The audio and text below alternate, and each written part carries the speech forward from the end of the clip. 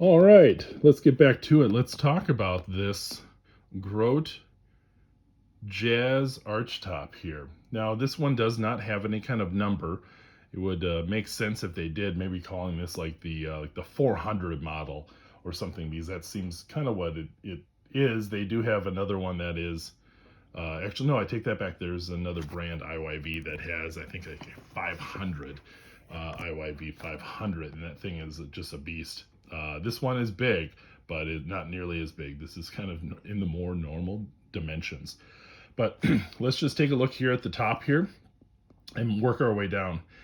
Uh, First thing that is certainly different, we have some really nice uh, 3-ply binding here. Actually, probably even more. I'm getting old in all my eyesight here, but 3 white lines here with the black in the middle, and a nice big one um, that goes into the binding for the fretboard.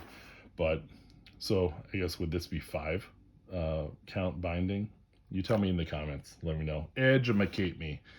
Really nice headstock inlay and logo, and also nice shape to the headstock as well. This is certainly a very nice look for that. Now the tuners on here are just fine. I did comment on the SG video on the exceptional tuners that guitar has, and for this guitar, you are paying a little bit more than some of the other Strat and Telecaster type of guitars, as you should, because of the extra work that goes into making one of these. So I would hope that they would maybe have exceptional tuners on here, but these are very functional, and they work really well, and I don't really have plans to replace them, but they could be maybe even better, and maybe that'll be an upgrade that I'll do at some point, is continue to go and change a couple of these things. Now we have a nice bone cut nut here, and it's done very nicely. I have been gigging with this guitar this summer, and this thing works just like a charm. It is fantastic. Uh, it strums along in the big band just like it should. I have not used it in any kind of small group setting, but boy, this is a really nice one. And you can see the sides. Look at the flaming on the sides. That is amazing. And then we have a really nice pickup selector here, great knobs, and then we have our bridge. Take a look on the other side. Nice kind of sunbursting here on the neck and on the headstock here. And then we go to your back and take a look. Get that out of the way. Really nice look here on the back. And then we have our top side.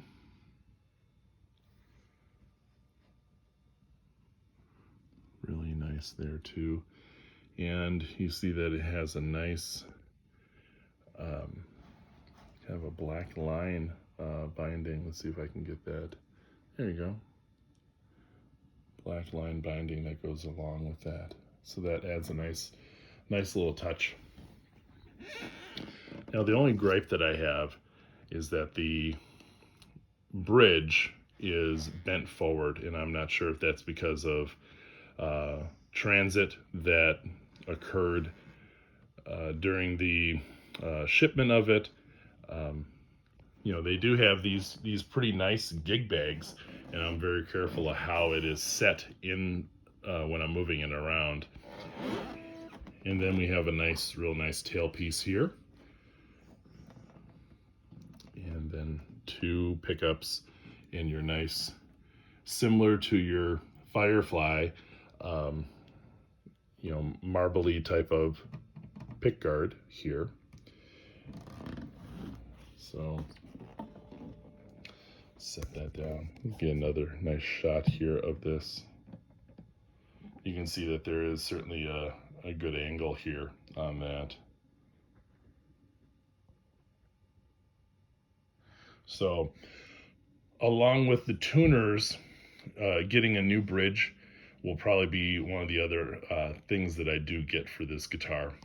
But as I mentioned, I have done lots of shows with this one already, and it has a has a companion guitar that is a little bit thinner, um, and that one also I've been playing out and at shows. And so these are, if you're a junior high, high school, collegiate, or just anybody that wants to go play guitar, and you want to get a quality guitar that you can go and perform with and really have a great time, this is it. If you're doing jazz, this is an exceptional guitar. If this was available when I was in high school and getting into the big bands and the swing band at school, I would have loved to have this. This would have been stylistically correct.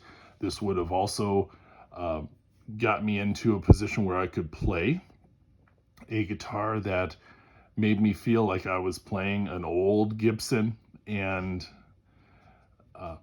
it would give everything that you're doing kind of that vibe. And this is that kind of guitar.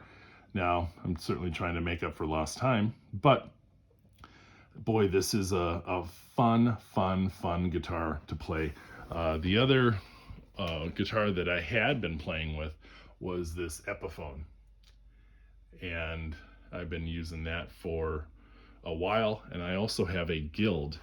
But the thing with the Guild, it just feels like that's too nice of a guitar to go and be banging out at gigs every weekend. And that might be more of a special event type of guitar, or one that I just play at home, and then I take these out because I'm not risking the dollars if something were to happen. And we've had a show where it starts to rain, and the last thing you want to go is be out in the rainstorm with the guitar and an amplifier. But all right, hey, we'll get some tones going here, and we will check it out. Look for part 2.